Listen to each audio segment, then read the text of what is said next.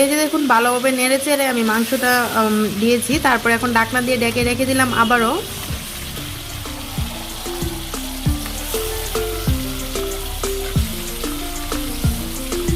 ঢাকনাটা সরিয়ে প্রায় 15 থেকে 20 মিনিট পর এই যে আমি মাঝে মাঝে কিন্তু নেড়ে দিয়েছি। তো এই যে দেখুন মাংসের যে এক্সট্রা পানিটা সেটা কিন্তু উঠে আসছে।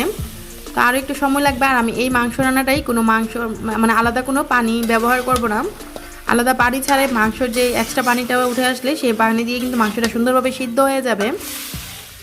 বেশি মাংস রান্নাতে পানি দেওয়ার দরকার হয় না। তারপর যদি আপনাদের মাংসের